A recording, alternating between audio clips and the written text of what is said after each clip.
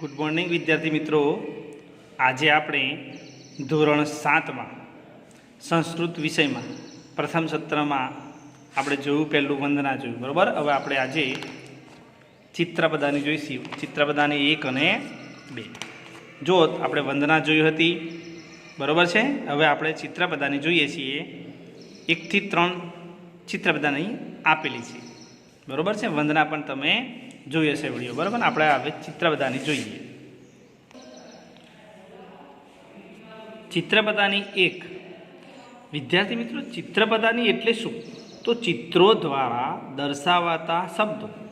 ચિત્રપદાની એટલે ચિત્રો દ્વારા દર્શાવાતા શબ્દો, જેને ચિત્રપદાની કહેવાય. ચિત્રો છે એના દ્વારા જે દર્શાવાતા શબ્દો છે એટલે ચિત્રપદાની. પણ આપણે અહીંયા સંસ્કૃતમાં શબ્દો છે એને આપણે ગુજરાતી કરવાનું રહેશે, બરાબર છે. તમારે નોટમાં પણ સંસ્કૃત શબ્દ અને એનું ગુજરાતી અર્થ ચિત્રપદાની 1, 2 અને 3 એમાં એ રીતે લખવાનું રહેશે, બરાબર છે. ચિત્રો દોરવાની જરૂર નથી, પણ તમારે સંસ્કૃતમાં નામ અને એનું ગુજરાતી નામ લખી અને નોટમાં એ રીતે ચિત્રપદાની લખવાની રહેશે. જોઈએ પહેલી ચિત્રપદાની 1.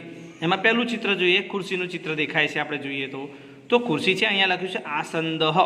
આસંદહ એટલે ખુરશી થાય, બરાબર છે. તો એનું ગુજરાતી નામ તમારે બાજુમાં લખી દેવાનું છે, ખુરશી. આસંદહ એટલે ખુરશી થાય છે. ઘણી વખત પરીક્ષામાં ખુરશી એકલું પૂછાય, એનું સંસ્કૃત કરો તો તમારે યાદ રાખવાનું, ખુરશીનું સંસ્કૃત થાય છે આસંદહ, અને આસંદહ પૂછાય તો એનું ગુજરાતી સંસ્કૃત થાય છે. આમ પરીક્ષામાં સંસ્કૃતનું ગુજરાતી અને ગુજરાતી શબ્દનું સંસ્કૃતમાં રૂપાંતર પૂછાશે, તો તમારે બંને યાદ રાખવાના રહેશે. આગળ સ્યુતઃ. સ્યુતઃ એટલે થેલો અથવા આપણે બેગ કહીએ છીએ. તો લખો થેલો અને બેગ પણ આપણે કહી શકીએ છીએ, બરાબર છે. આગળ અહીંયા પત્રભારઃ. અહીંયા ચિત્રમાં તમને સ્પષ્ટ દેખાય નહીં, પણ તમે ઓફિસોમાં તમે જોયું હશે કે આ રીતનું એક સાધન હશે જે કાગળ ઉડી જતો હોય એની ઉપર મૂકવા માટે એનો ઉપયોગ થાય છે. એને પત્રભારઃ કહેવાય છે. એને આપણે પેપર વેટ કહીશું. પત્રભારઃ એટલે પેપર વેટ.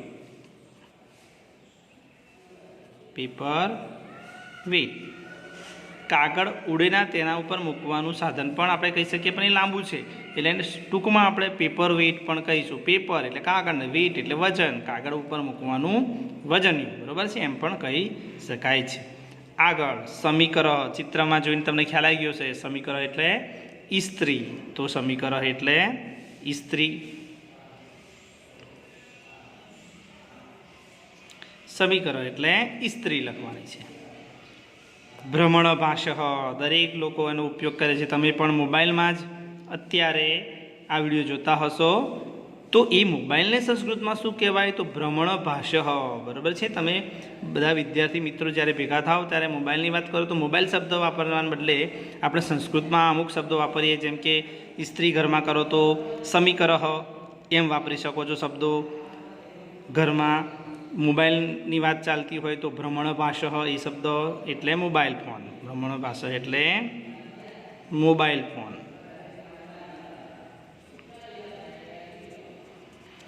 આ રીતે તો તમારે યાદ રાખવાનું છે પરીક્ષામાં મોબાઈલ ફોનનું સંસ્કૃત ભ્રમણભાષા થાય, ભ્રમણભાષાનું સંસ્કૃત ગુજરાતી મોબાઈલ થાય.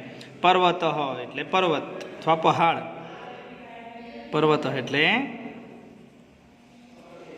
પર્વત અને પહાડ, બરાબર છે. પર્યંકઃ.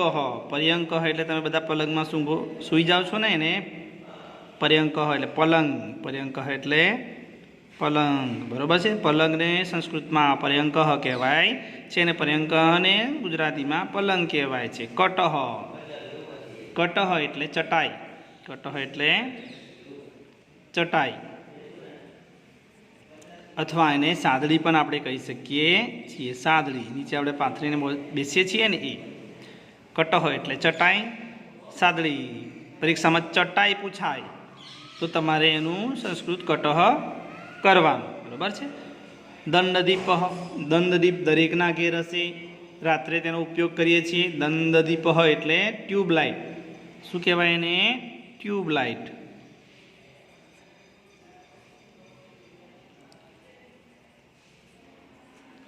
દંડદીપ એટલે ટ્યુબલાઇટ કહેવામાં આવે છે. ટ્યુબલાઇટનું સંસ્કૃત દંડદીપ થાય છે, યાદ રાખવાનું. આગળ પાદપઃ. પાદપઃ એટલે વૃક્ષ અથવા ઝાડ. પાદપઃ એટલે વૃક્ષ અથવા ઝાડ પણ આપણે એને કહી શકીએ. ચષકઃ. ઘણા વિદ્યાર્થીઓને પાણીનો પ્યાલો અથવા પાણી એમ કે, પણ ના, ચષકઃ એટલે પ્યાલો થાય. શું થાય છે? ચષકઃ એટલે પ્યાલો. આપણે એને ગ્લાસ પણ કહી શકીએ છીએ, પણ પ્યાલો એ શુદ્ધ ઉચ્ચારણ છે, બરાબર છે. પ્યાલાનું સંસ્કૃત તો ચષકઃ અને ચષકઃનું ગુજરાતી પ્યાલો, એ રીતે યાદ રાખવાનું. કંદુકઃ એટલે તમે દરેક જણ રમતા હોય દડો. કંદુકઃ એટલે દડો. દડોનું સંસ્કૃત કંદુકઃ થાય. તો પહેલી ચિત્રપદાની આપણે જોઈ. ફરી એક વખત. આસંદ એટલે ખુરશી, સ્યુતઃ એટલે થેલો કે બેગ, પત્રભારઃ એટલે પેપર વેઇટ, સમીકરઃ એટલે ઇસ્ત્રી, ભ્રમણભાષઃ એટલે મોબાઈલ ફોન, પર્વતઃ એટલે પર્વત અથવા પહાડ, પર્યંકઃ એટલે પલંગ, કટઃ એટલે ચટાઈ, દંડદીપ એટલે ટ્યુબલાઇટ, પાદપઃ એટલે વૃક્ષ અથવા ઝાડ, ચષકઃ એટલે પ્યાલો અને કંદુકઃ એટલે દડો. વિદ્યાર્થી મિત્રો, આ પ્રત્યેક શબ્દોને અંતે અ આવે છે, અચંત. તેથી અ અંતવાળા અકારાંત પુલ્લિંગ શબ્દો કહેવાય છે. આ બધા અ આવે, જેમ કે આસંદ, સ્યુતઃ, પત્રભારઃ, સમીકરઃ, અનું ઉચ્ચારણ થાય છે. તો અકારાંત આ પુલ્લિંગ શબ્દો છે બધા. ચિત્રપદાની એ કેવી છે? અકારાંત પુલ્લિંગ શબ્દો છે, બરાબર છે. હવે આપણે ચિત્રપદાની 2 દેખીએ. ચિત્રપદાની 2 એટલે ચિત્ર દ્વારા દર્શાવાતા શબ્દો 2. પહેલું ચિત્ર આપણે જોઈએ છીએ. હવે આ ચિત્ર સમજતા પહેલાં કહી દો કે ઉપરના જે 9 શબ્દોમાં પ્રત્યેકને અંતે આવે છે, 9 શબ્દો છે એમાં આ આવે છે, બરાબર છે. તેથી આ કારાંત સ્ત્રીલિંગ શબ્દો છે. બાકીના 3 શબ્દોની અંતે ઈ અથવા ઈ આવે, આથી તે ઈ કારાંત અથવા ઈ કારાંત સ્ત્રીલિંગ શબ્દો છે. જો આ આવતામાં નૌકામાં આ આવે, રંધિકામાં આ બોલાય, પણ શર્માજીનીમાં ઈ ઉચ્ચારણ આવે છે, બરાબર. તો આ અને ઈ વાળા શબ્દો છે એ કેવા છે? સ્ત્રીલિંગના છે, એ યાદ રાખવાનું છે. પહેલો શબ્દ જોઈએ, નૌકા એટલે હોડી. નૌકા એટલે આપણે હોડી થાય છે, બરાબર છે. ત્યાર પછી હોડીનું ચિત્ર પણ છે, તો નૌકા એટલે હોડી કહેવાનું છે, બરાબર છે વિદ્યાર્થીઓ. તો હોડીનું સંસ્કૃત નૌકા થાય છે. સન્માર્જની. સન્માર્જની અહીંયા ઈ સ્ત્રીલિંગવાળું છે, એટલે સન્માર્જની એટલે શું થયું? સાવરણી. સન્માર્જની એટલે ઝાડુ પણ કહીએ છીએ આપણે. શું કહીએ છીએ ને? ઝાડુ. સાવરણી પણ આપણે કહી શકીએ. ઝાડુને સંસ્કૃતમાં સન્માર્જની કહેવાય. ઘરમાં દરેકના ઘેર સફાઈ માટે એનો ઉપયોગ થતો હોય છે, બરાબર છે. તો સન્માર્જની એને કહેવાય. રંધિકા. દરેક ઓફિસોમાં પેપરને કાણા પાડીને ફાઇલિંગ કરવા માટે રંધિકાનો ઉપયોગ થાય છે. રંધિકા એટલે કાગળમાં કાણું પાડવાનું સાધન, બરાબર છે. અહીંયા લખીએ છીએ કાગળમાં કાણું અથવા કાણા પાડવાનું સાધન, જેને આપણે પંચ પણ કહી શકીએ. પંચ પણ કહી શકીએ છીએ, બરાબર. તો પંચ પણ ટૂંકું રૂપ યાદ રાખવાનું. મોટું રૂપ કાગળમાં કાણા પાડવાનું સાધન, એ રીતે યાદ રાખો. પંચ પણ આપણે એને કહી શકીએ છીએ.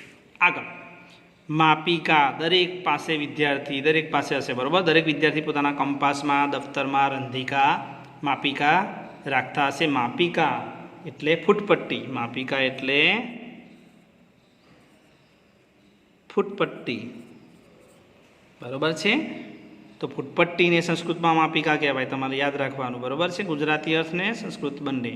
યોજીની એટલે સ્ટેપલર. આપણે સ્ટેપલરનો ઉપયોગ પણ ઓફિસોમાં થાય છે, ઘણા વિદ્યાર્થીઓ પણ એનો ઉપયોગ કરે છે. યોજીની એટલે સ્ટેપલર. સ્ટેપલરને સંસ્કૃતમાં યોજીની કહેવાય, એમ પણ યાદ રાખવાનું, બરાબર છે. પત્ર પેટિકા એટલે ટપાલ પેટી. શું કહેવાય એને? ટપાલ પેટી. પત્ર પેટિકા એટલે ટપાલ. આપણે ટપાલ નાખવા જઈએ છીએ ને પોસ્ટ ઓફિસમાં, જે લાલ ડબ્બો આપણે એને કહીએ છીએ, બરાબર છે. એને ટપાલ પેટી કહેવાય. સંસ્કૃતમાં એને પત્ર પેટિકા કહેવાય છે. પત્ર એટલે આપણે પત્ર લખીએ ને પેટિકા એટલે પેટી, પત્ર મૂકવાની પેટી એને ટપાલ પેટી કહેવામાં આવે છે. આગળ વૃક્ષશાયિકા, દરેક તમારું ઘર છે ને આગળ પાછળ વૃક્ષો ઉપર પણ તમને જોવા મળતી, જેને આપણે શું કહીએ છીએ? ખિસકોલી. બરાબર, તો ખિસકોલીને સંસ્કૃતમાં વૃક્ષશાયિકા કહેવામાં આવે છે. ખિસકોલી. બરાબર છે, તો ખિસકોલીને સંસ્કૃતમાં વૃક્ષશાયિકા કહે છે. વૃક્ષ ઉપર વધારે રહે છે માટે વૃક્ષની શાયિકા, વૃક્ષશાયિકા એટલે ખિસકોલી કહેવાય. અગ્નિપેટિકા, દરેકના ઘેર હશે. દિવાસળી, અગ્નિપેટિકા એટલે દિવાસળી અથવા માચીસ પણ આપણે કહીએ છીએ. તો અગ્નિપેટિકા એટલે માચીસ. બરાબર છે, આ માચીસને સંસ્કૃતમાં અગ્નિપેટિકા કહેવામાં આવે છે. આ તમારે યાદ રાખવાનું રહેશે. બરાબર છે. આગળ નિશ્રેણી. નિશ્રેણી દરેકના ઘરે હશે. ઘણી જગ્યાએ આપણે લોખંડની હોય, લાકડાની હોય, પછી આપણે સિમેન્ટની પણ ઘરમાં બનાવેલી છે ધાબા ઉપર ચડવા માટે, બીજા માળ ઉપર ચડવા માટે. તો નિશ્રેણી એટલે નિસરણી. નિશ્રેણી એટલે નિસરણી, અને નિસરણી કહીશું. બરાબર છે, નિસરણી એટલે નિસરણી. નિસરણી એટલે આપણે સીડી પણ કહીએ છીએ. બરાબર છે, પણ અહીંયા નિસરણી શુદ્ધ ગુજરાતી અર્થ છે. એટલે નિસરણી એટલે નિશ્રેણી. નિશ્રેણી એટલે નિસરણી થાય છે. બરાબર છે, એના બંને શબ્દ યાદ રાખવાના. સૂચિકા, દરેકના ઘેર કાપડ ફાટી ગયું હોય તો આપણે એને સીવવા માટે સોયની જરૂર પડે તો સૂચિકા, સોય. સૂચિકા એટલે સોય થાય. શું થાય? સોય. સોયને સંસ્કૃતમાં સૂચિકા કહેવાય. દરેકના ઘરે હશે. બરાબર છે, તો સૂચિકા એટલે સોય. બરાબર છે. આગળ જપમાલા. જપમાલા, જે લોકો ભગવાનની આપણે સેવા કરીએ છીએ તો ભગવાનની માળા કરીએ તો જપ કરવાની માળા અથવા માળા એકલું પણ કરીએ એને માળા પણ કહેવાય. બીજો અર્થ થાય છે જપ કરવાની માળા પણ આપણે એને કહી શકીએ છીએ. બરાબર છે, જપ કરવા માટેની માળા. જપ કરવા માટેની માળા, જપમાલા એટલે જપ કરવા માટે. આપણે જપ કરીએ આ રીતે માળા કરીને ઘણાના ઘરે ઘણા વડીલો, દાદા હોય, બા હોય, એ રીતે માળાની જપ કરતા હોય છે. બરાબર, ભગવાનનું નામ લેતા હોય છે દરેક મણકામાં. અને એક માળામાં 108 મણકા હોય છે વિદ્યાર્થી મિત્રો, એ પણ યાદ રાખવાનું. બરાબર, 108 મણકા એટલે 108 શ્લોક કે કોઈ મંત્રોચ્ચાર આપણે કરી શકીએ તો એક માળા કરી કહેવાય. તો એક માળામાં 108 મણકા હોય છે, જેને સંસ્કૃતમાં જપમાલા કહેવાય છે. ગુજરાતીમાં આપણે માળા અથવા જપ કરવા માટેની માળા પણ કહીએ. તુલા, બજારમાં જઈએ છીએ શાકભાજી લેવા, ફ્રૂટ લેવા, તો ફ્રૂટવાળો આપણને એક ત્રાજવામાં તોડીને આપે છે. અત્યારે ઇલેક્ટ્રોનિક ત્રાજવા છે, પહેલાંના જમાનામાં આવા ત્રાજવા હતા. એ ત્રાજવાને તુલા કહેવાય. શું કહેવાય? તુલા. તુલાનું ગુજરાતી ત્રાજવું થશે. શું થશે? ત્રાજવું. તો ત્રાજવાનું સંસ્કૃત તુલા અને તુલાનું ગુજરાતી ત્રાજવું થશે. તો આપણે ચિત્રપદાની 2 આ રીતે પૂરી કરી. તમારે એને નોટમાં સંસ્કૃત અર્થ અને ગુજરાતી અર્થ બંને લખવાના રહેશે. ચિત્રપદાની 3 જોઈએ. ધોરણ 4માં છઠ્ઠા ધોરણથી આપણે સંસ્કૃત શરૂ થાય છે. એમાં પણ ચિત્રપદાની 1, 2 અને 3 અને 4 આવી. ધોરણ 7માં પણ ચિત્રપદાની 1, 2 અને 3 આવી. બરાબર છે, તો ચિત્રપદાની 3 આપણે જોઈએ. ચિત્રપદાની 3 એમાં પહેલું જોઈએ ચિત્ર યુદ્ધકમ. દરેક વિદ્યાર્થીઓ આપણે છોકરાઓ બધા પહેરતા હોઈએ છીએ. બરાબર, શું છે આ? ખમીસ અથવા શર્ટ. બરાબર, શુદ્ધ ગુજરાતીમાં અમે ખમીસ કહીએ છીએ અને આપણે એને શર્ટ પણ કહીએ છીએ. તો યુદ્ધકમ એટલે શર્ટ. આ પણ યાદ રાખજો, ખમીસ અથવા શર્ટ પણ આપણે કહીએ છીએ. બરાબર છે. બીજું ચિત્ર ઉપનેત્રમ. ઉપનેત્રમ એટલે ચશ્મા. ઉપનેત્રમ એટલે ચશ્મા થશે. બરાબર છે. કંકતમ. કંકતમ એટલે કાંસકો. ચિત્રમાં તમને ખ્યાલ આવી ગયો છે. ઘણી વખત વિદ્યાર્થી મિત્રો પરીક્ષામાં ચિત્ર વગર પણ આવા શબ્દો પૂછાય. ચિત્ર ના હોય, ધારો કે ઉપનેત્રમ, પણ આપણને ખબર ન હોય. ચિત્ર છે એટલે ખબર પડે ચશ્મા. કંકતમ ચિત્ર છે એટલે ખબર પડે કાંસકા.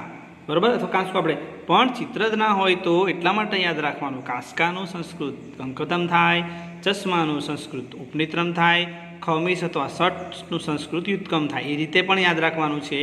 અને સંસ્કૃતનું ગુજરાતી પણ યાદ રાખવાનું રહેશે. આગળ અર્ગલમ, દરેકના ઘરે તમારા જે દરવાજો હોય ત્યાં મારેલી હશે એને સ્ટોપર અથવા આગળો એમ પણ કહીએ તો આપણે શું લખવાનું? અર્ગલમ એટલે સ્ટોપર.